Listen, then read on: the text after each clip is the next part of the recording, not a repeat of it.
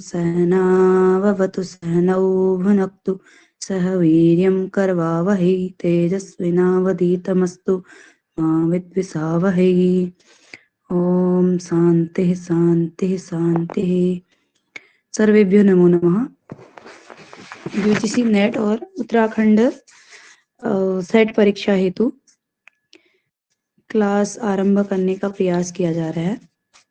तो जैसा कि यूसेट में भी पूरा नेट का ही सिलेबस है, तो मुझे लगता है जो बच्चे यूसेट के लिए भी तैयारी करेंगे तो उनके लिए भी लाभप्रद यह क्लास होगी। सर्वप्रथम विषय में प्रवेश करते हैं। सिलेबस तो सभी लोगों ने देखा ही होगा। फायर फाइटर जी का भी स्वागत है। तो पाठ्यक्रम आप लोगों ने डाउनलोड भी किया होगा, देखा भी होगा। 10 यूनिटों में ये विभाजित है। यूजीसी नेट और उत्तराखंड सेट का भी सेम सिलेबस है। नमस्ते जी, नमस्ते। तो सर्वप्रथम हम पहली यूनिट को यदि देखें तो इसमें सामान्य परिचय के रूप में वैदिक इकाई है, ये इसका सामान्य परिचय है। वेदों का काल मैक्स मुलर, वेबर, जैकोबी, बाल गंगाधर तिलक, एम विंटरनित्ज और भारतीय परंपरागत विचारों के आधार पर वेदों का समय क्या है, वेदों का समय विभाजन, इस विषय पर इसमें चर्चा करनी है, इसको देखना है हमें। उसके बाद संहिता साहित्य, संहिताएं 4 हैं, ऋग्वेद, यजुर्वेद, सामवेद, अथर्ववेद। तो उनका सामान्य परिचय इसमें देखेंगे हम। उसके बाद 4 संवाद सूक्त लगे हुए हैं, पुरूर्वा, उर्वशी, संवाद सूक्त, यम, यमी, शर्मापणि, विश्वामित्र, नदी। तो 4 संवाद सूक्त हो गए। उसके बाद ब्राह्मण साहित्य, आरण्यक साहित्य और 6 वेदांग। ये इनका सामान्य परिचय जो है इस पहली यूनिट में हमें पढ़ना है। तो सर्वप्रथम विषय में प्रवेश करने के लिए हो सकता है आप लोगों को ये सब पता हो, लेकिन फिर भी भूमिका बनानी आवश्यक हो जाती है। तो सबसे पहले वैदिक यूनिट है, तो वेद शब्द के विषय में हम जानेंगे। यदि बीच में पूछना होगा तो आप लोग मैसेज भी कर सकते हैं और क्या कहते हैं बता दीजिएगा। वेद शब्द जानना, वेद का अर्थ क्या है, जानना अथवा और दिख भी रहा होगा ना आपको स्क्रीन अच्छी। मैं लैपटॉप से करने का प्रयास कर रही थी पर वो सुबह सुबह पता नहीं क्या हो गया, चल नहीं पा रहा है। जी आपको दिख रहा होगा। अच्छा, वेद जानना, ज्ञान या ज्ञान करना, ये वेद शब्द का अर्थ है। मैंने शॉर्ट में लिखा है विद्यते ज्ञायते अनेनिति वेदः। जिसके द्वारा विदित हो अथवा ज्ञात हो उसको क्या कहते हैं, वेद कहते हैं। ठीक है। वेद शब्द विद धातु से घय प्रत्यय के द्वारा वेद शब्द की निष्पत्ति हुई है, और ये विद धातु जो है 4 अर्थों में प्रयुक्त होती है।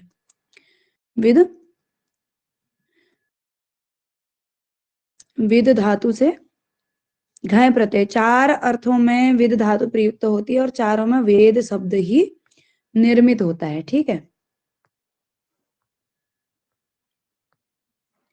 सबसे पहला है विद सत्तायाम, सत्ता अर्थ में, विद्यते सत्ताम गणाति वस्तु अनेन इति वेदः। सत्ता अर्थ में किसी वस्तु की सत्ता, उसके अस्तित्व के अर्थ में वेद शब्द का प्रयोग होता है, विद धातु का प्रयोग होता है, जिसके द्वारा वस्तु के यथार्थ स्वरूप सत्ता का अभिप्राय होता है, वह जैसा है। हम दर्शन में भी पढ़ते हैं ना किसी वस्तु की सत्ता के विषय में। तो किसी वस्तु की के यथार्थ स्वरूप का जिसके द्वारा ग्रहण होता है वह विद सत्तायाम, सत्ता अर्थ में विद शब्द है। विद शब्द से घय प्रत्यय करके वेद शब्द बनेगा, जिससे सत्ता अर्थ में क्या होगा, विद्यते सत्ताम गृह्णाति वस्तु अनेनिति वेदः। जिस द्वारा किसी वस्तु के वास्तविक स्वरूप का, यथार्थ स्वरूप का ज्ञान किया जाए वह क्या है, वेद है। उसके बाद विद ज्ञानार्थक, ज्ञानार्थक धातु भी है। विद्यन्ते भी ब्रह्म धर्म ब्रह्मणि क्रिया ज्ञानमयम ब्रह्म वा इति वेदः। तो ज्ञान अर्थ में जिसके द्वारा धर्म और ब्रह्म अथवा क्रिया ज्ञान में ब्रह्म का ज्ञान हो, जिसके द्वारा ब्रह्म और धर्म का ज्ञान हो, उसे क्या कहते हैं, वेद। उसके बाद विचारार्थक धातु भी है विद विचारणे। विचारार्थक अर्थ में भी विद धातु का प्रयोग होता है। इस अर्थ में विचारार्थक अर्थ में अच प्रत्यय का प्रयोग होता है। अच प्रत्यय लगा करके भी वेद शब्द ही बनता है। विचारयति धर्म ब्रह्मणि क्रिया ज्ञानमयम ब्रह्म वेत्ति वेदः। रत्ना जी का भी स्वागत है। तो हम आरंभ से यूजीसी नेट का सिलेबस अगली परीक्षा हेतु तैयार कर रहे हैं रत्ना जी, क्योंकि इस बार मैं पढ़ा नहीं पाई, तो मुझे लगा कि यूसेट भी आ रहा है तो दोबारा से करना चाहिए। तो विद विचारार्थक धातु, इसका अर्थ होता है, ये विचार अर्थ में प्रयुक्त होती है, धर्म और ब्रह्म का जिसके द्वारा विचार किया जाए वह वेद है। ठीक है। उसके बाद विद लाभार्थक, लाभ अर्थ में यानी कि प्राप्ति के अर्थ में, विन्दते स्वरूपम लभन्ते वस्तु अनेनिति वेदः, जिसके द्वारा किसी वस्तु यानी कि ब्रह्म के विषय में, वस्तु ब्रह्म को कहा गया है कि यथार्थ स्वरूप की प्राप्ति हो, जिसके स्वरूप की प्राप्ति हो, लाभ अर्थक। इसमें भी घय प्रत्यय का प्रयोग होगा, केवल विचारार्थक में अच प्रत्यय का प्रयोग हो रहा है। खैर ये वेद शब्द के अर्थ हैं, क्योंकि कोई भी चीज जैसे हम पढ़ते हैं तो केवल परीक्षा की दृष्टि से क्या कहते हैं, पढ़ लेना अथवा बहुत सारी चीजें रटना ही नहीं होता है, तो चीजों को समझना भी होता है। तो समझ भी एक विकसित करनी है।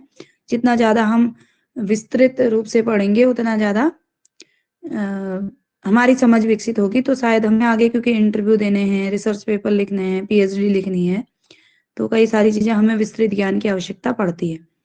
इसलिए मैं ज्यादातर विस्तृत फोकस करती हूँ, प्रश्नोत्तरी ना करके। तो आपस्तंभ धर्म सूत्र के अनुसार, अब वेद शब्द का सामान्य अर्थ हमने जान लिया। आपस्तंभ धर्म सूत्र में वेद किसे कहा गया है, तो मंत्र ब्राह्मण्योर वेद नाम धेयम। मंत्र और ब्राह्मण का नाम क्या है, वेद है। मंत्र और ब्राह्मण को वेद कहा गया है। कहां पर, आपस्तंभ धर्म सूत्र में। तो एक तो वेद के 4 अर्थ ये हो गए। उसके बाद वेद का अर्थ मंत्र और ब्राह्मण कहा गया है। ठीक है, मंत्र और ब्राह्मण को वेद कहा गया है। तो वेद 4 कैसे हैं अथवा कितने वेद होने चाहिए, वेदों की संख्या के विषय में चर्चा करते हैं।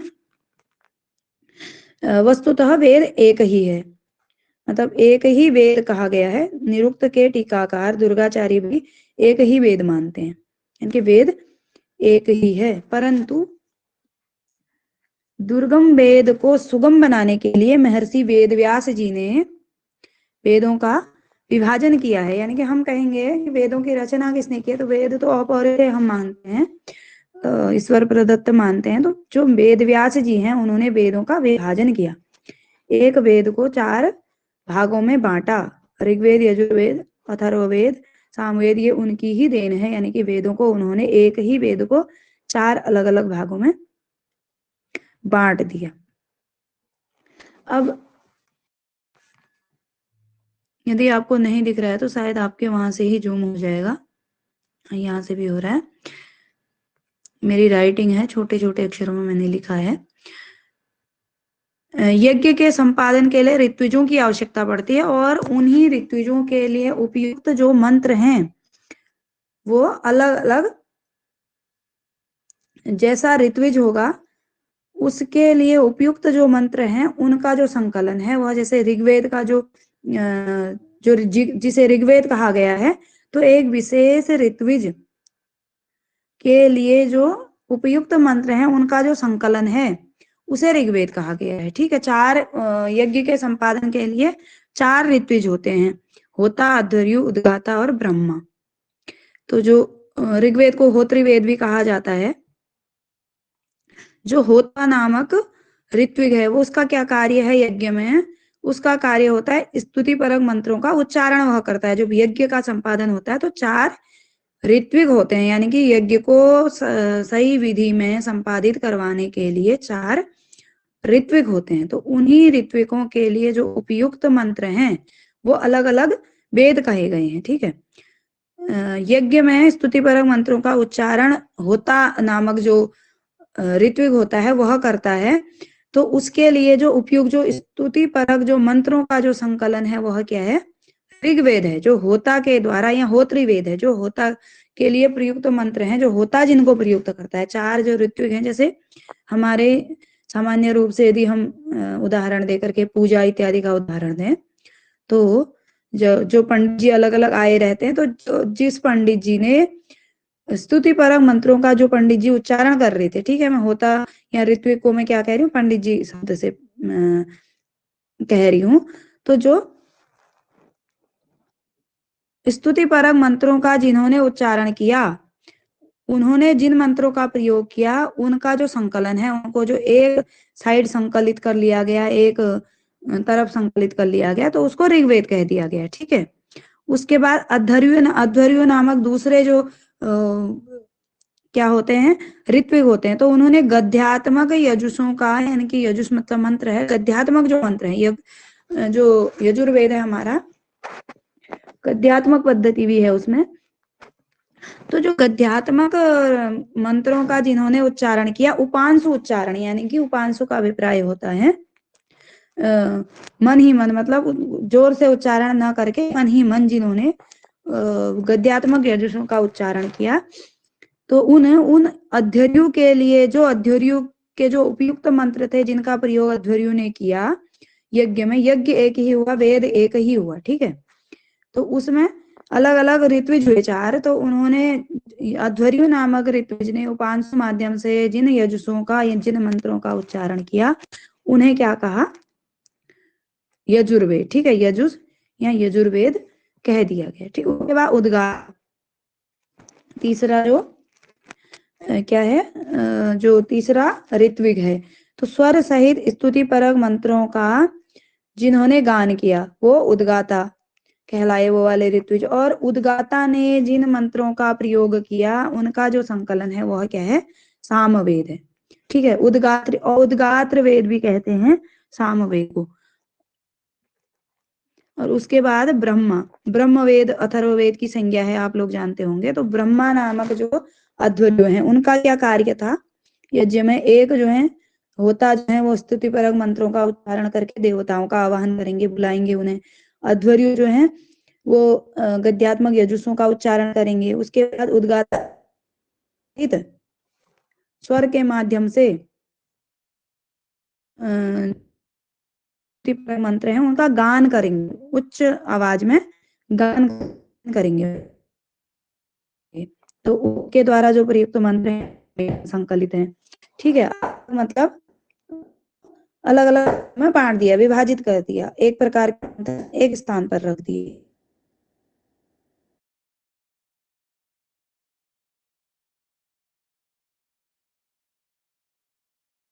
क्या,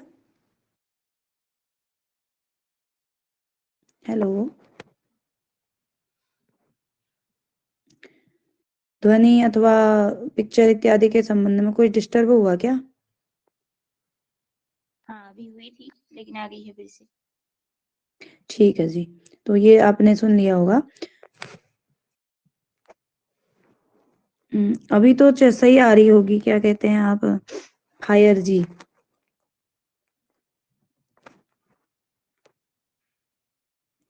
जी जी, कोई बात नहीं, सही आ जाएगी। वो थोड़ा नेटवर्क डिस्टर्ब हो, सुबह सुबह वाईफाई कनेक्ट नहीं है शायद इसमें, मेरा अपना ही नेट होगा मोबाइल का। चलो, तो जो ब्रह्मा का जो कार्य है यज्ञ में, विधिवत यज्ञों का निरीक्षण करना और विघ्नों का निवारण करना, स्वर उच्चारण इत्यादि से संबंधित जो त्रुटियां हो जाती हैं उसका निवारण करना।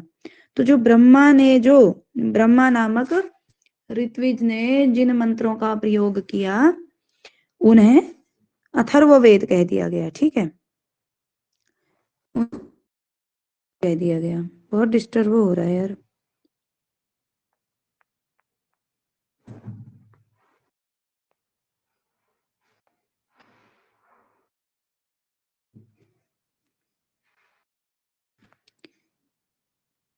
अभी सही है क्या?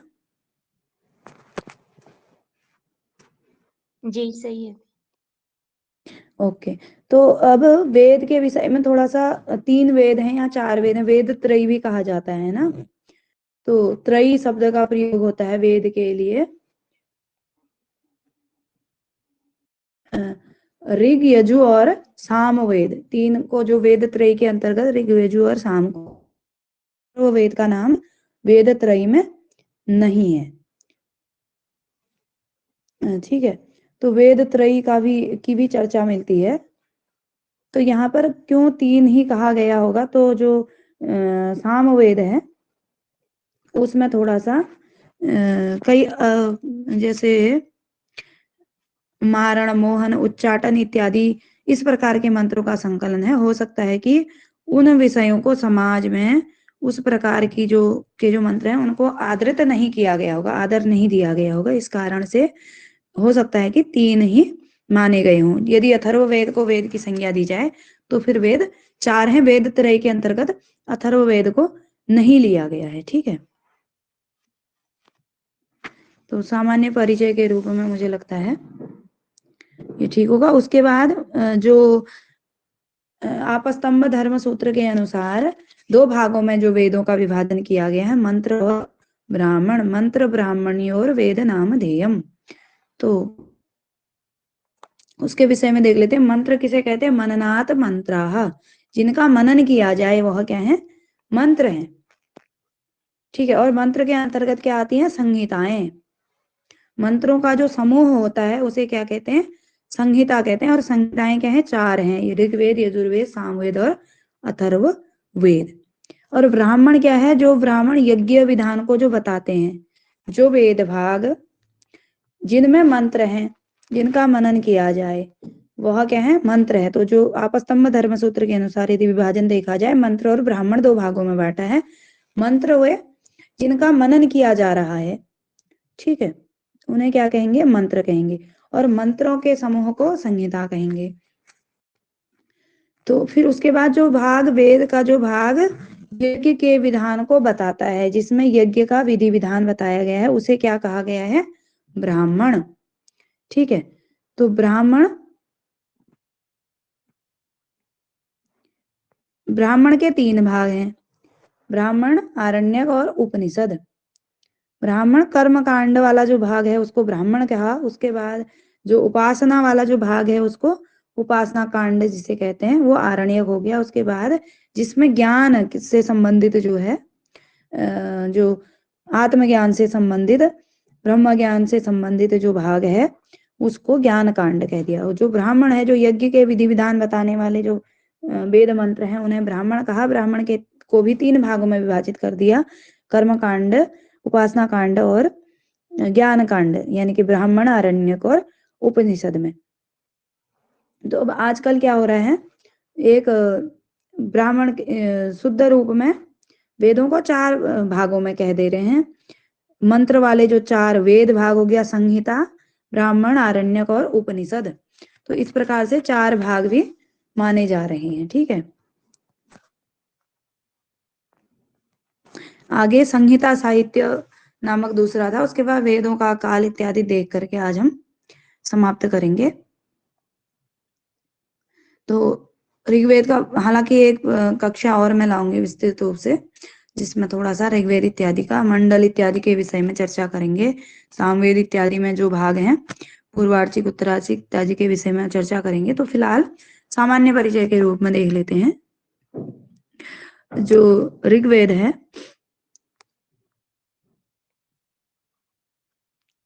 10 मंडलों में स्तुति परक मंत्रों का जो संकलन है वह ऋग्वेद संहिता कहलाती है।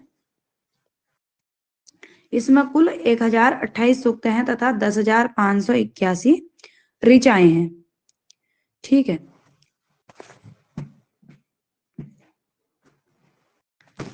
उसके बाद 14 छंदों में समस्त मंत्रों की रचना हुई है। 14 छंद, हो सकता है प्रश्न कभी बने कि ऋग्वेद में कितने छंदों का प्रयोग हुआ है, तो 14 छंदों का प्रयोग ऋग्वेद में हुआ है। 10,580 सही 1/4, यानी कि जो कुछ और मंत्र होंगे तो 10,000 580 से 1/4 यानी कि एक आधा मंत्र, उसको 81 यहाँ पर माना गया है, अथवा 10,522 भी मंत्रों की संख्या बताई गई है, अन्य पुस्तकों में मिलता है ऐसा। 14 छंदों में समस्त मंत्रों की रचना हुई है। सौनक के चरण व्यूह के अनुसार ऋग्वेद की 5 शाखाएं हैं। शाखाओं के नाम इत्यादि पर एक चार्ट भी मैंने बना रखा, उसको मैं शेयर करूंगी आप लोगों के साथ।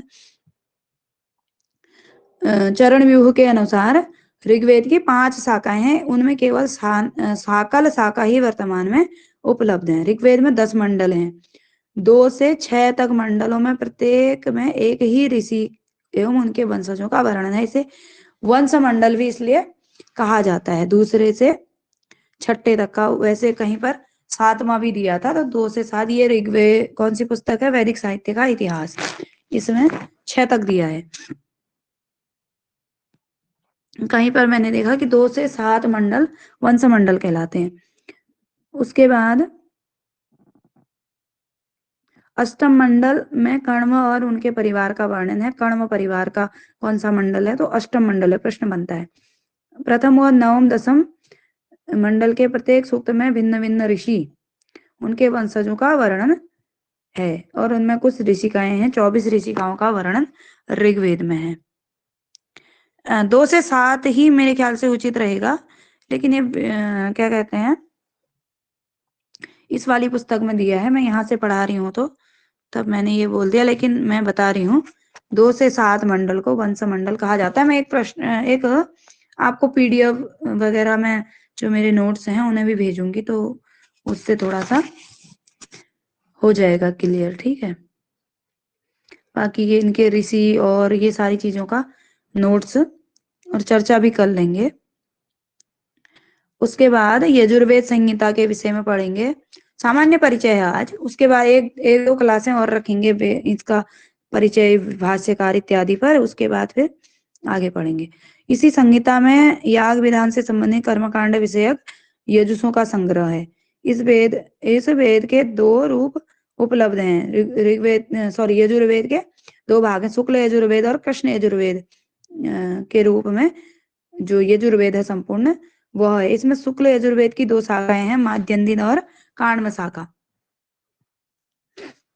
माध्यन्दिन शाखा का प्रचार उत्तर भारत में और काण्व शाखा का प्रचार दक्षिण भारत में है। और कृष्ण यजुर्वेद की 4 शाखाएं हैं।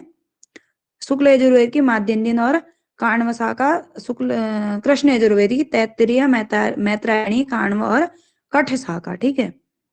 शुक्ल यजुर्वेद पद्यात्मक है, जबकि कृष्ण यजुर्वेद गद्य और पद्य दोनों का मिश्रण है। शुक्ल यजुर्वेद में केवल पद्य है, यानी कि पद्यात्मक है, और जो कृष्ण यजुर्वेद है गद्य पद्य मिक्स शैली में है, ठीक।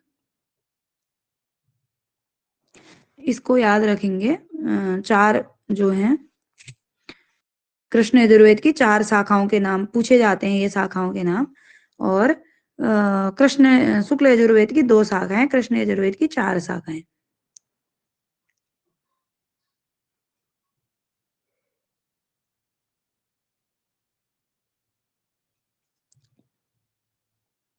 सामवेद संहिता, इस संहिता में उन मंत्रों का संकलन है जिनका उद्गाता यज्ञ के अवसर पर उच्च स्वर में गान किया करता था। ये चर्चा हम पहले ही कर चुके हैं।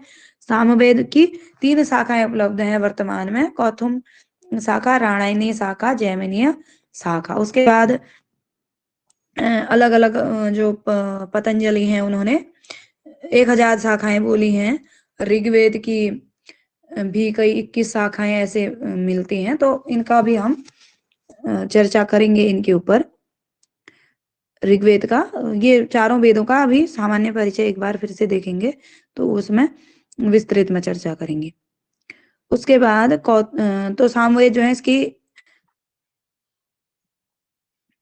3 शाखाएं वर्तमान में उपलब्ध हैं, कौथुम, राणानी और जैमिनीय शाखा। इनमें कौथुम शाखा के 2 भाग हैं, पूर्वार्चिक और उत्तरार्चिक।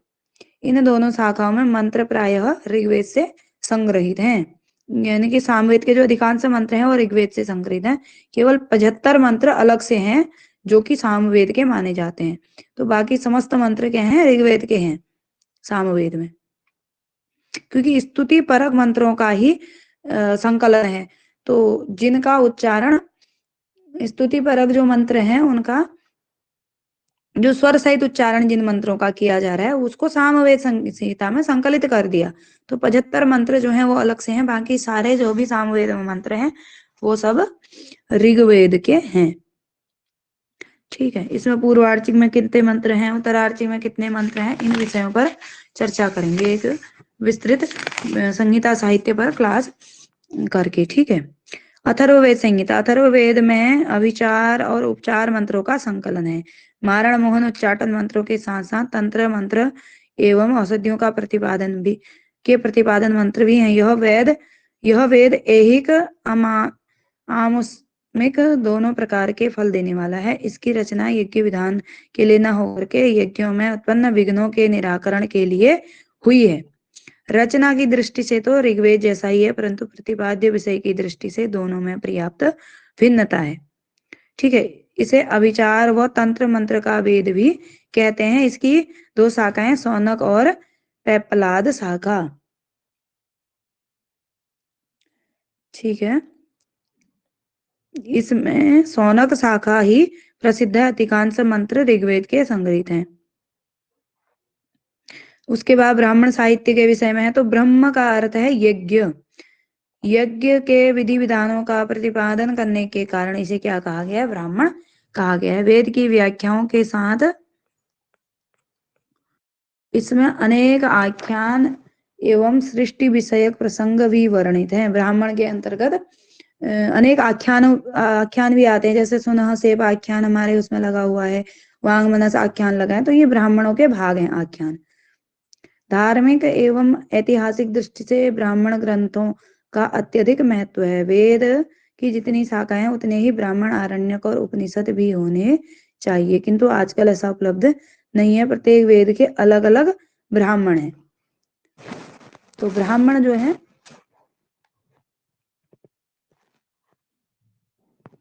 जो यज्ञ के विधि विधानों को जो मंत्र भाग बताते हैं उनको ब्राह्मण कहा गया है। तो उसके बाद ब्राह्मण के 3 भाग हो गए, ब्राह्मण, आरण्यक और उपनिषद।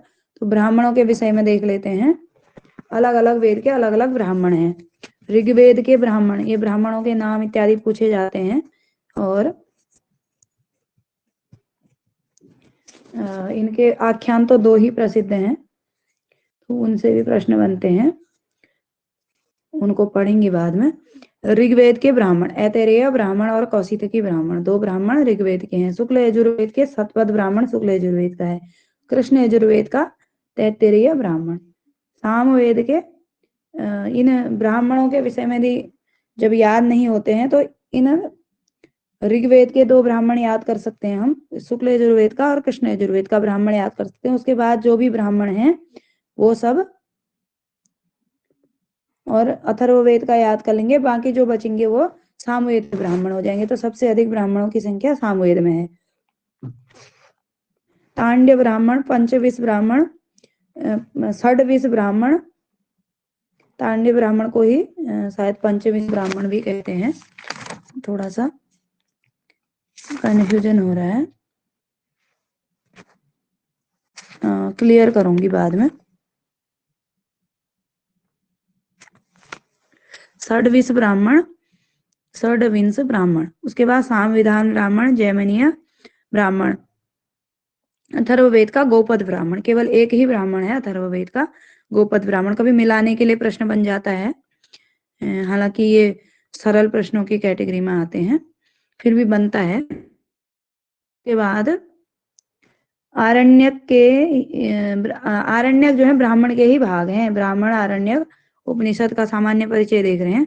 तो जो आरण्यक है वे ब्राह्मण के ही भाग हैं। एकांत व जन शून्य अरण्य में ऋषियों या मुनियों ने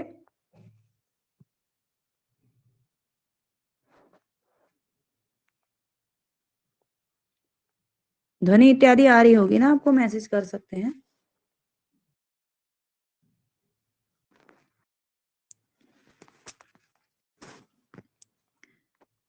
जी ओके। तो आरण्य ब्राह्मण के ही भाग हैं। एकांत एवं जनशून्य अरण्य में ऋषि मुनियों ने ब्रह्मचर्य में रत होकर के जिस विद्या को गंभीरता पूर्वक अध्ययन किया वे आरण्य कहलाते हैं। अरण्य में पड़े जाने के कारण ये आरण्यक कहलाते हैं। तो आरण्यक भी अलग अलग वेदों के अलग अलग हैं। ऋग्वेद के ऐतरेय और सांख्यायन या कौशितकी आरण्यक। उसके बाद शुक्ल यजुर्वेद का बृहद आरण्यक। उसके बाद और बृहद आरण्यक का ही जो भाग उपनिषद भाग है उसे बृहद आरण्यक उपनिषद कहते हैं, तो वह भी शुक्ल यजुर्वेद का ही है। और कृष्ण यजुर्वेद का तैत्तरीय आरण्यक, सामवेद का छांदोग्य और जैमिनीय आरण्यक। तो इस प्रकार से इन्हें ध्यान रखेंगे। ऋग्वेद का ऐतरेय सांख्यायन या कौशितकी, शुक्ल यजुर्वेद का बृहदारण्यक और कृष्ण यजुर्वेद का तैत्तरीय आरण्यक, सामवेद का छांदोग्य और जैमिनी आरण्यक। अथर्ववेद का कोई भी आरण्यक उपलब्ध नहीं है। निम्न में से किस वेद का आरण्यक उपलब्ध नहीं है? तो अथर्ववेद है जिसका कोई आरण्यक उपलब्ध नहीं है। ब्राह्मणों में गोपद ब्राह्मण है केवल, और आरण्यकों में कोई भी आरण्यक नहीं है। उसके बाद उपनिषद भाग, ब्राह्मण के ज्ञान कांड को उपनिषद कहते हैं। ब्राह्मण का ही जो ज्ञान कांड है, ब्राह्मण का जो कर्म कांड है वह ब्राह्मण हो गया, जो उपासना कांड है वह आरण्यक हो गया, और जो ब्राह्मण का ही ज्ञान कांड है, ज्ञान वाला जो भाग है वह उपनिषद कहलाता है। ब्रह्म के रूप में प्रतिष्ठित करने वाला ज्ञान उपनिषद कहलाता है। जो आत्मा को ब्रह्म के रूप में प्रतिष्ठित, यानी कि आत्मा और ब्रह्म इत्यादि के विषय में ही उपनिषदों में चर्चा होती है, तो उसे उपनिषद भाग या ज्ञान कांड कहते हैं। अतएव इसका अपर नाम ब्रह्म विद्या भी है। उपनिषदों का नाम, उपनिषदों को वेदांत भी कहते हैं और वेद का अंतिम भाग, उसके बाद ज्ञान कांड भी कहते हैं, ब्रह्म विद्या भी कहते हैं। ठीक है, वेद का अंतिम भाग होने के कारण इसे वेदांत भी कहते हैं। मुक्ति को उपनिषद में 108 उपनिषदों की संख्या बताई गई है, किंतु इनमें से 12 उपनिषद ही प्रसिद्ध हैं। 12 में से भी 3-4 उपनिषद हमारे पाठ्यक्रम में लगे हुए हैं, जिन्हें हम पढ़ने का प्रयास आगे करेंगे। तो ऋग्वेद के कौन कौन से उपनिषद हैं? ऐतरेय और कौशितकी उपनिषद। ऋग्वेद का यदि ब्राह्मण पूछा जाए, सेम नाम है सभी, ब्राह्मण, आरण्यक और उपनिषदों के। ब्राह्मणों के ही भाग हैं, तो जो ज्ञान कांड वाला भाग हो गया उसको उपनिषद कह दिया ब्राह्मण का ही। जो कर्म कांड वाला भाग हो गया उसको ऐतरेय ब्राह्मण बोल दिया, और जो उपासना कांड हो गया उसको ऐतरेय आरण्यक, इस प्रकार से संबोधित कर दिया। तो एक ही भाग है। शुक्ल यजुर्वेद के उपनिषद ईशावास्य उपनिषद, जो कि पाठ्यक्रम में भी लगा है, और बृहदारण्यक उपनिषद, बृहदारण्यक और ईशावास्य। ईशावास्य उपनिषद हमें पढ़ना भी है संपूर्ण, तो छोटा सा उपनिषद है। उसके बाद कृष्ण यजुर्वेद के उपनिषद है तैत्तरीय उपनिषद और कठ उपनिषद, श्वेतासुर उपनिषद।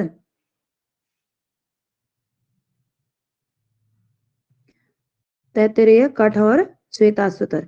उसके बाद सामवेद के छांदोग्य उपनिषद और केन उपनिषद, और अथर्ववेद के मुंडक उपनिषद, मुंडक, मांडुक्य और प्रश्न उपनिषद किसके हैं? अथर्ववेद के। सामवेद के छांदोग्य और केन उपनिषद। केन उपनिषद भी शायद पाठ्यक्रम में होगा, सामान्य परिचय वगैरह तब भी हो सकता है, देखना पड़ेगा। तो केन उपनिषद भी, केन उपनिषद साम का है। केने सितम प्रेषितम मनः, इस तरह से केन शब्द से इसकी उत्पत्ति हुई है, उसका आरंभ हुआ है, इसलिए केन उपनिषद इसे कहा गया है।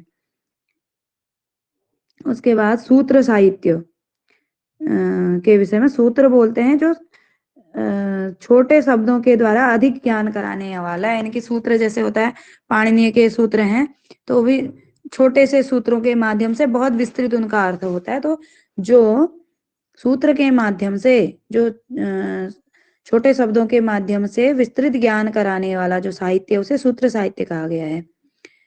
वैदिक साहित्य की सुगमता से अध्ययन अध्यापन की सुव्यवस्था के लिए साहित्य का सूत्र साहित्य का निर्माण हुआ है। ठीक है, वेद के भाग के रूप में गणना इसकी नहीं है, परंतु वेद के अंतरंग संबंध होने के कारण ये वेद के अंग कहे गए। वैदिक साहित्य के अंतर्गत इनका परिगणन होने लगा, इसे वेदांग कहा गया है, वेदों के अंग कहा गया है।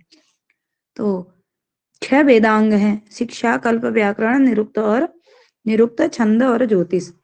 तो 6 वेदांत हैं जिन्हें वेदांग हैं जिन्हें क्या कहा गया है? सूत्र साहित्य। शिक्षा क्या है? जहां पर स्वर वर्ण इत्यादि के उच्चारण के विषय में उपदेश किया गया, कैसे स्वर का उच्चारण कैसे करें, वर्ण इत्यादि का जो उच्चारण है वह कहाँ से किस प्रकार से उत्पत्ति हो रही है, तो ये शिक्षा ग्रंथ कहलाते हैं। शिक्षा ग्रंथों में प्रमुख प्रातिशाख्य हैं, प्रातिशाख्य ग्रंथ, ऋक् प्रातिशाख्य, यजुर्वेद प्रातिशाख्य, तो इस प्रकार के जो प्रातिशाख्य ग्रंथ हैं उन्हें शिक्षा कहा गया है। तो इनमें स्वर वर्ण इत्यादि के विषय में है। इनके अतिरिक्त और भी शिक्षा ग्रंथ उपलब्ध है, जैसे पाणिनीय शिक्षा इत्यादि और भी शिक्षाएं हैं, शिक्षा ग्रंथ। उसके बाद कल्पसूत्र, वेद में विहित कार्यों को क्रमशः व्यवस्थित करने वाला शास्त्र कल्प कहलाता है। ब्राह्मण ग्रंथों में प्रतिपादित याग विधान के नियमों का संक्षेप में प्रतिपादन करने की दृष्टि से कल्पसूत्रों का निर्माण किया गया है।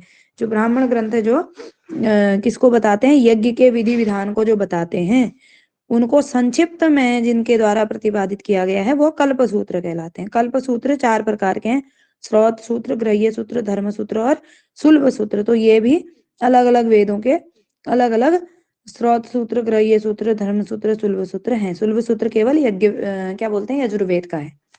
ठीक है। स्रोत सूत्र क्या है? स्रोत विधियों का सम्यक प्रतिपादन जिनमें किया गया है, बड़े बड़े इनका प्रयोग, इसमें बड़े बड़े यज्ञों के प्रयोग की विधि बताई गई। अग्निहोत्र, दर्श पूर्णमास और सोमयाग, अग्निचयन इत्यादि की विधियों का विधिवत जिसमें वर्णन किया गया वह स्रोत सूत्र कहलाते हैं। और गृह्य सूत्र में ग्रस्त के लिए जो संपाद्य विविध विषयों का जिसमें अनुष्ठान, यज्ञ इत्यादि जो गृहस्थ के लिए प्रयुक्त हैं। ठीक है। स्रोत सूत्र में बड़े बड़े जो यज्ञ इत्यादि हैं वह स्रोत सूत्र के अंतर्गत आ जाएंगे। गृह्य सूत्र के अंतर्गत जो गृहस्थों के लिए जो यज्ञ इत्यादि हैं, गृह्य सूत्र में उनकी विधि बताई गई है। संस्कार इत्यादियों का वर्णन गृह्य सूत्र में है। ठीक है। मिलाने के लिए भी आता है, बीच में ही हिंदू स्टडी के प्रश्न पत्र में मैंने देखा, ये मिलाने के लिए आया था। संस्कारों का वर्णन किसमें है और स्रोत विधियां किसमें है, धर्म सूत्र में क्या है, तो ये मिलाने के लिए प्रश्न बना था। धर्म सूत्र में आध्यात्मिक एवं मानव जीवन से संबद्ध नियमों का प्रतिपादन किया गया है। इसमें दंड नीति, व्यवहार नीति, सामाजिक संदर्भों का प्रतिपादन किया गया है। ठीक है। ये भारतीयों के प्राचीनतम विधि ग्रंथ, कानून के ग्रंथ हैं। इनका संबंध वैदिक वाङ्मय से है। तो धर्म सूत्रों में क्या है? आध्यात्मिक और मानव जीवन से संबंधित जो नियम है, दंड नीति, व्यवहार नीति इत्यादि जो है धर्म सूत्रों में है। गृह्य सूत्रों में संस्कार और ग्रस्तों के लिए प्रयुक्त होने वाले यज्ञ अनुष्ठान। स्रोत सूत्रों में जो बड़े बड़े दर्श, पूर्णमास, अग्निहोत्र इत्यादि जो यज्ञ हैं वे उनकी विधियां स्रोत सूत्रों में है। ठीक है। और सुलभ सूत्र क्या है? वेदी निर्माण में, वेदी निर्माण की विधियों का सम्यक प्रतिपादन भारतीय गणित शास्त्र, रेखा गणित का अभ्युदय सुलभ सूत्रों से ही माना जाता है। सुलभ सूत्र यानी कि जो क्योंकि गणना के द्वारा इतने इंच ऐसी लंबाई होनी चाहिए, चौड़ाई होनी चाहिए, इतनी स्टिकाएं प्रयुक्त होंगी, ऐसी स्टिकाएं प्रयुक्त होंगी, तो ये सब जो वर्णन है वह सुलभ सूत्रों में है। ठीक है।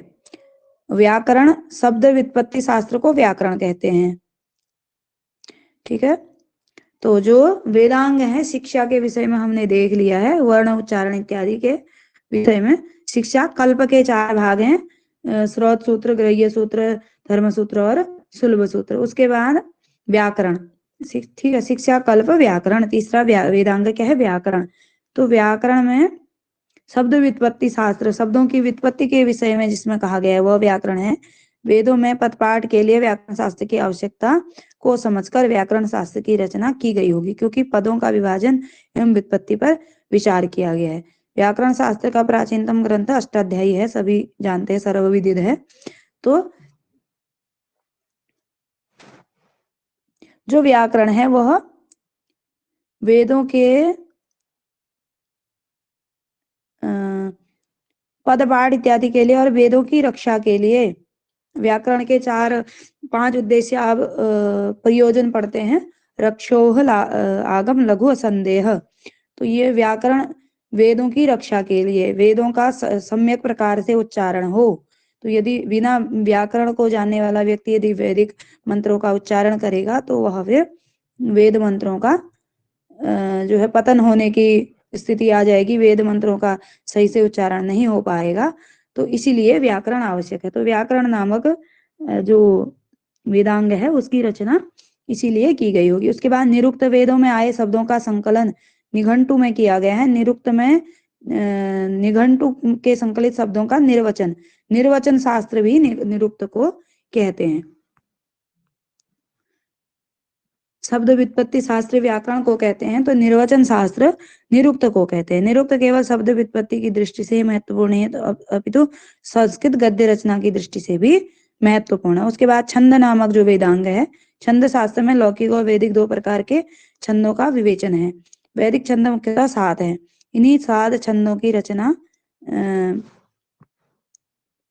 हुई है। छंद को वेद का पाद कहा गया है। छंदः पादौ तो वेदस्य, इस प्रकार से तो इस प्रकार से जो मंत्र है पाणिनीय शिक्षा में, छंद जो है वेद का पैर कहा गया है। मुखम व्याकरणम स्मृतम, मुख को व्याकरण कहा गया है। और किसी को हाथ, ये जो 6 वेदांग हैं उनको वेद के अंग, वेद पुरुष के अंग के रूप में कल्पित किया गया है। तो छंद नामक जो वेदांग है उसको पैर कहा गया है वेद का।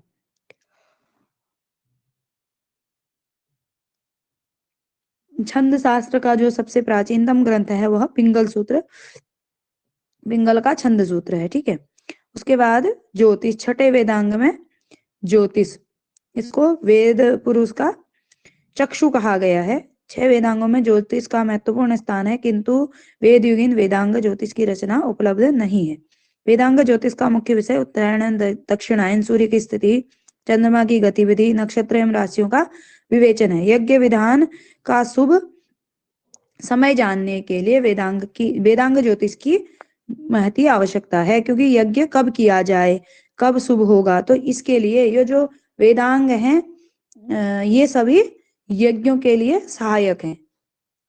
यदि जो 6 वेदांग हैं उसमें शिक्षा, स्वर इत्यादि की शिक्षा देती है। स्वर इत्यादि के विषय में शिक्षा वेदांग बताते हैं। स्वर किस वर्ण की उत्पत्ति कहाँ से हुई है, किस वर्ण का प्रयोग कैसे किया जाए, कहाँ से किया जाए। उसके बाद जो कल्प सूत्र हैं वह, उनमें भी यज्ञ में ही सहायक वो भी होते हैं। उसके बाद निरुक्त जो है निर्वचन करता है वेद मंत्रों का, और छंद के माध्यम से हम मंत्रों को पढ़ते हैं। उसके बाद ज्योतिष जो है उसका शुभ और अशुभ समय बताता है। इसलिए ये वेदांग जो है यज्ञ विधान इत्यादि के लिए महत्वपूर्ण है। इसलिए वेद के अंग के रूप में इनको बनाया गया है, इनका की रचना की गई है। इनके अतिरिक्त वैदिक वाङ्मय से संबंधित अनुक्रमणिका भी है, जिनमें सूत्रों के प्रतीक, रचयिता, देवता, मंत्र इत्यादि छंद संख्या का उल्लेख है। उसके बाद आगे बढ़ेंगे। उसके बाद वेदों का काल, जो हमने पहला बिंदु के रूप में देखा था, ये तो सामान्य परिचयात्मक भूमिका भाग हो गया। उसके बाद वेदों का काल देख करके आज हम लगता है समय भी हो रहा है लेकिन अधिक है, यदि आप लोगों को बोरिंग ना हो रही हो यदि, तो इसको मेरे नोट से ही हैं पढ़ लेंगे, अन्यथा अगली कक्षा में करेंगे। आप लोग एक बार बता दें।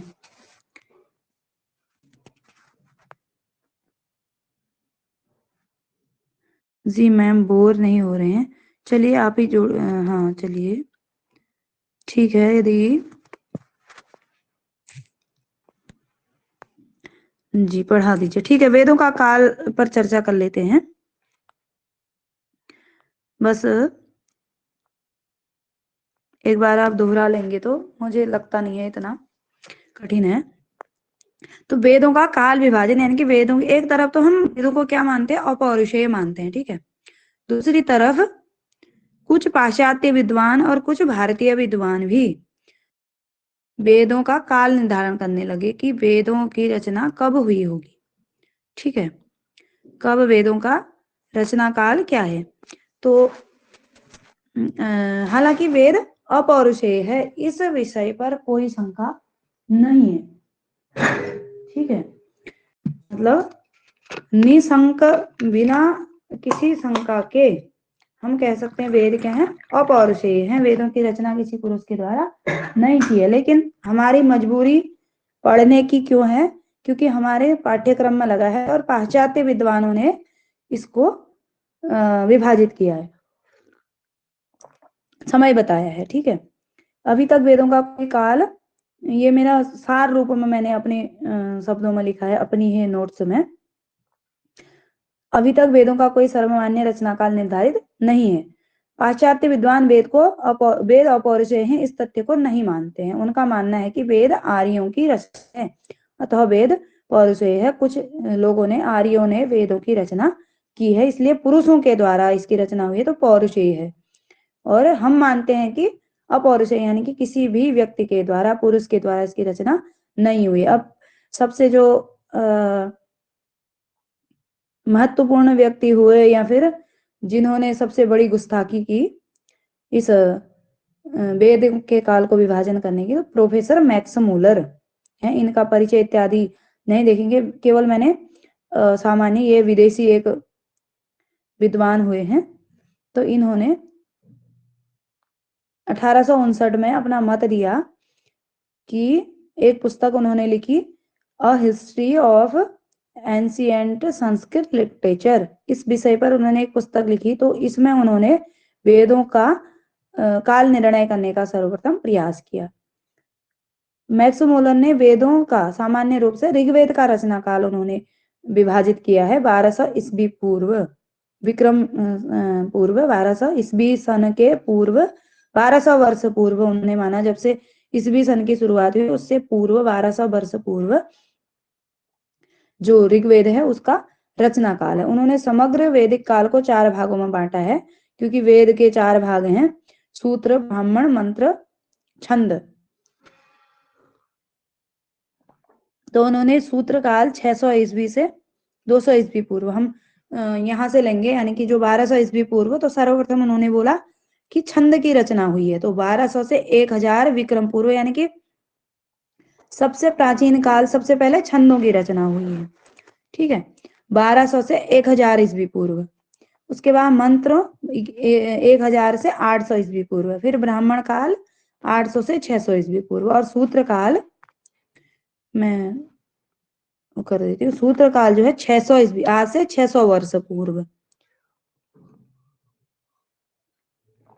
तो इस प्रकार से 600 से 200 वर्ष ईस्वी पूर्व जो है सूत्र काल की रचना हुई है। तो सबसे अर्वाचीन सूत्र हो गया मैक्स मूलर के अनुसार, उसके बाद ब्राह्मण हो गया, उसके बाद मंत्र हो गया, छंद सबसे प्राचीन हो गया। ठीक है, 1200 से 1000, मंत्र काल 1000 से 800 ईस्वी पूर्व, ब्राह्मण काल 800 से 600 और 600 से 200 ईस्वी पूर्व सूत्र काल को माना गया है। उसके बाद ये मैक्स मूलर जी के अनुसार, परंतु बाद में मैक्स मूलर ने खुद ही पहले वेदों का विभाजन किया, उसके बाद खुद ही अपनी भूल को स्वयं सुधारते हुए अपने ही मत का खंडन किया। फिजिकल रिलीजन नामक पुस्तक, भौतिक धर्म नामक पुस्तक किसकी है? तो ये मैक्स मूलर की है। ठीक है, उन्होंने स्वयं कहा कि कोई भी ऐसी शक्ति नहीं है जो वेदों का काल निर्णय कर सके। खुद ही बोला कि वेदों की रचना तब हुई होगी, और खुद ही अपने ही मत का खंडन कर दिया। मुझे लगता है पढ़ते पढ़ते उनको ज्ञान की प्राप्ति हो गई होगी, तो उन्होंने फिर स्वयं ही अपने ही मत का खंडन कर दिया। उसके बाद ए वेबर आते हैं, जर्मन विद्वान है ये कि वेदों का समय निश्चित नहीं किया जा सकता है। इनका मानना है वेदों का काल कम से कम 1200 से 1500 ईस्वी पूर्व, कथम अपि के बाद 1200 से 1500 के बाद, यानी कि 1500 से पूर्व 1200 से 500 वर्ष के बाद, यानी कि जो 600 200 इत्यादि है, इसको कभी भी हम स्वीकार नहीं कर सकते। यानी कि 1200 से 1500 वर्ष पूर्व ईस्वी सन से वेदों की रचना हुई होगी, अर्थात लगभग 1200 से 1500 ईस्वी पूर्व माना जा सकता है, और कदापि हम निश्चित नहीं कर सकते, ऐसा ए वेबर का मत है। प्रोफेसर ए वेबर ने अपनी पुस्तक हिस्ट्री ऑफ इंडियन लिटरेचर में यह लिखा कि ये जो इनकी है मैक्स मूलर की पुस्तक में थोड़ा सा अंतर है, कभी पुस्तकों के नाम पूछे जाते हैं, a history of ancient Sanskrit literature, a history of ancient Sanskrit literature, और उनकी पुस्तक का नाम क्या है? A history of Indian literature में यह लिखा है वेदों के काल निर्णय का जो प्रयास है वह व्यर्थ है। ठीक है, उसके बाद डॉक्टर जैकोबी का मत है, डॉक्टर जैकोबी का वैदिक काल विषयक सिद्धांत ज्योतिष की आधारशिला पर अवलंबित है। तो कौन से भारतीय विद्वानों ने ज्योतिष पर आधारित वेदों का विभाजन किया? तो बाल गंगाधर तिलक है। और जैकोबी ने का भी वैदिक काल जो विभाजन है वह ज्योतिष पर ही आधारित है। जैकोबी का तथा बाल गंगाधर तिलक का मत प्रायः मिलता जुलता है। ठीक है। प्रोफेसर जैकोबी ने कृतिका व बसंत पाद के आधार पर वेद मंत्रों का रचनाकाल 4590 ईस्वी पूर्व तथा ब्राह्मण ग्रंथों का रचनाकाल 2500 ईस्वी पूर्व, 4590 ईस्वी पूर्व, ईस्वी सन से पूर्व 4590 वर्ष या 2500 ईस्वी पूर्व से 2500 वर्ष तक उन्होंने जैकोबी ने माना है। जैकोबी के अनुसार ऋग्वेद का रचनाकाल 45 से 3000 ईस्वी पूर्व तथा ब्राह्मणों का रचनाकाल 3000 से 200 ईस्वी पूर्व होगा। तो 4590 या 45 से 3000 जो काल यदि पूछा जाएगा तो वह जैकोबी का है। ठीक है। और जो क्या है, ए वेबर आए, उन्होंने कहा कि 1200 से 1500 ईस्वी पूर्व से के बाद तो कभी भी नहीं माना जा सकता। तो 1200 से 1500 उनका मानना है। और जो मैक्स मुलर है उन्होंने 4 भागों में बांट दिया। तो उन्होंने 1200 से 200 ईस्वी पूर्व तक को का काल विभाजन किया है। उसके बाद बाल गंगाधर तिलक जी जो हैं, तिलक ने ऋग्वेद में उपलब्ध ज्योतिष ग्रंथों के अनुसार वेदों का काल 4000 से 6000 ईस्वी पूर्व माना है। लोकमान्य तिलक जी ने वैदिक काल को 4 भागों में बांटा है। तिलक जी ने और क्या कहते हैं मैक्स मुलर ने 4 भागों में बांटा है। तो ये ये भी पूछा गया था। तो ये सूत्रकाल के विषय में, सूत्रकाल उन्होंने भी माना है और तिलक जी ने भी माना है। अदिति काल, मृगशिरा काल, कृतिका काल और अंतिम काल, इस प्रकार से उन्होंने माना है।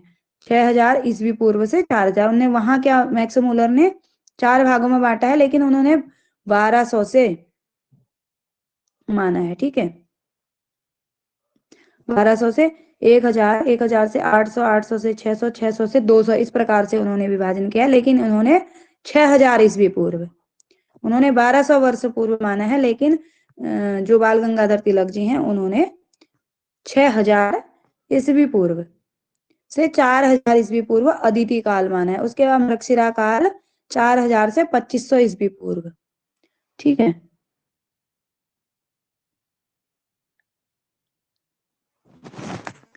थोड़ा सा इसमें स्पष्ट मुझे दिख नहीं रहा है।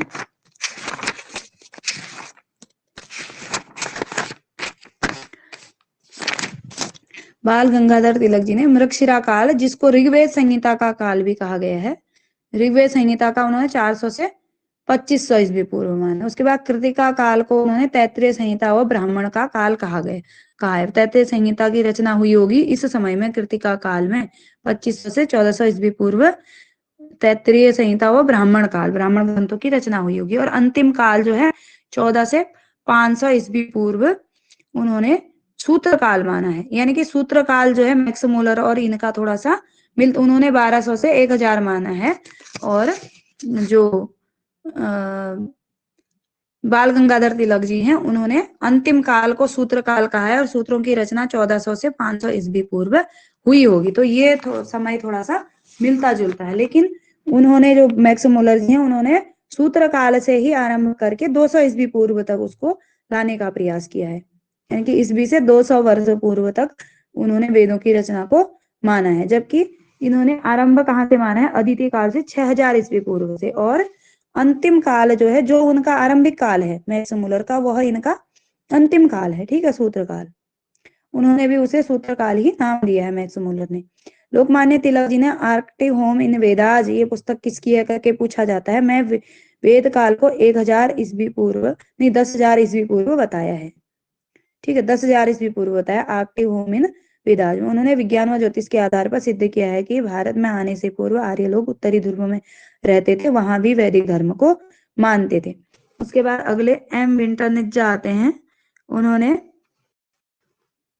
विंटरनित्ज ने भी ऋग्वेद का काल जैकोबी तथा द्वारा तिथि 4500 से 6000 ईस्वी पूर्व के बीच ही स्वीकार किया है। विंटरनित्ज ने बाल गंगाधर तिलक और जैकोबी के मत को ही माना है। उसके बाद भारतीय परंपरागत विचार क्या कहते हैं? विचारों के अनुसार वेद अपौरुषेय हैं। तो काल का तो कोई मतलब ही नहीं बनता है, तथा सृष्टि की उत्पत्ति से पूर्व वेदों की रचना हुई है। वेद नित्य हैं, ऐसा भारतीय परंपरागत विचार मानते हैं। जैमिनी ने पूर्व मीमांसा दर्शन में अनित्यवादी पक्षों के तर्कों का खंडन करते हुए वेदों को नित्य माना है। कुछ लोग वेद अनित्य हैं ऐसा भी कहते हैं। तो जैमिनी ने जो है पूर्व मीमांसा दर्शन में क्या कहा है,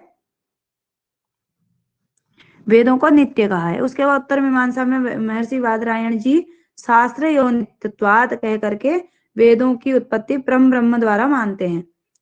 शास्त्र योनित्वाद ऐसा कह करके वेदों की उत्पत्ति परम ब्रह्म के द्वारा मानते हैं। नैयायिकों का मानना है कि सृष्टि के आदि में ईश्वर की निश्वास वायु से वेदों की उत्पत्ति हुई है। तो ईश्वर की निश्वास वायु के द्वारा वेदों की उत्पत्ति कौन मानता है, नैयायिक मानते हैं। और महर्षि बादरायण ने परम ब्रह्म के द्वारा उत्पत्ति मानी है। जैमिनी ने उसको नित्य बताया है।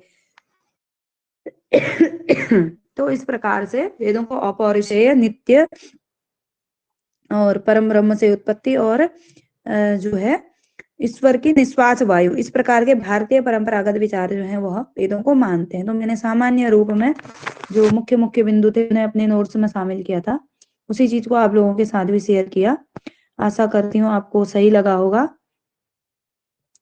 अभी एक दिन ऋग्वेद का ये वेदों का सामान्य परिचय, किस वेद में कितने मंत्र हैं, और इस प्रकार से थोड़ा सा और हम करेंगे परिचयात्मक संहिता साहित्य के ऊपर ही। ठीक है, तो अभी फिलहाल